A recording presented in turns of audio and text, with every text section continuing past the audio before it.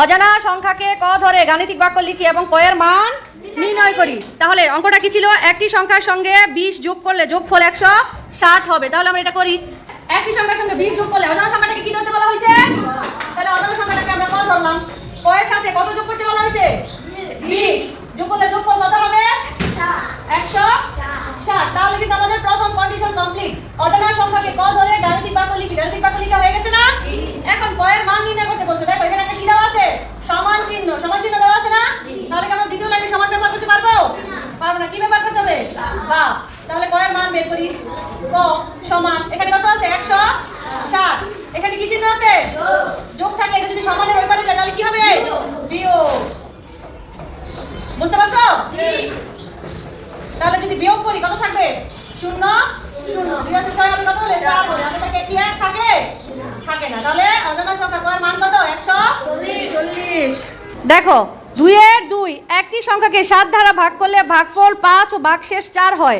ঠিক আছে, এখানে অজানা কোনটা? ভাগফল আছে, ভাগশেষ আছে। 7 দ্বারা ভাগ করলে তাহলে 7 কি? যে সংখ্যা দিয়ে ভাগ করা হয় তাকে কি বলা হয়? ভাজক। কি বলা হয়? যে সংখ্যা দ্বারা ভাগ করা হয় তাকে কি বলা হয়? ভাজক। তাহলে এই অঙ্কটার মধ্যে ভাজক দেওয়া আছে, ভাগফল দেওয়া আছে, ভাগশেষ দেওয়া আছে। দেওয়া নাই কি?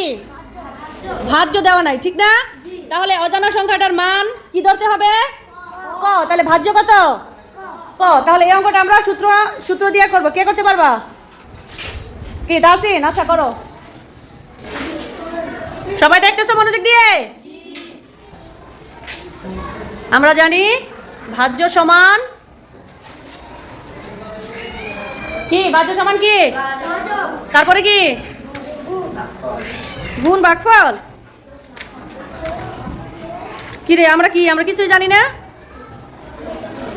আমরা জানি ভাজ্য সমান ভাজক গুণ ভাগফল যোগ ভাগশেষ। তাহলে এখানে ভাজ্য কত হবে? ক লিখো। আচ্ছা ভাজ্য পরে বসাও, আগে বসাও 7 দ্বারা ভাগ করলে। তাহলে 7 কি? তাহলে বসাও।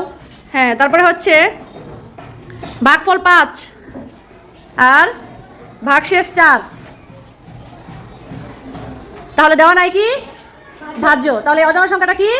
ভাজ্য। তাহলে ভাজ্য কত হবে? হ্যাঁ লিখো ক।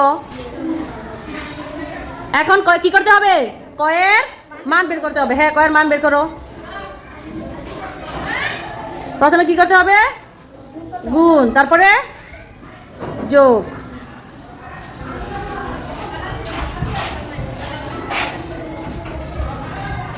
তাহলে ক এর মান কত হলো?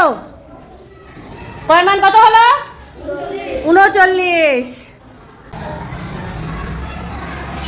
তাসিনকে একটা হাততালি দিয়ে দাও।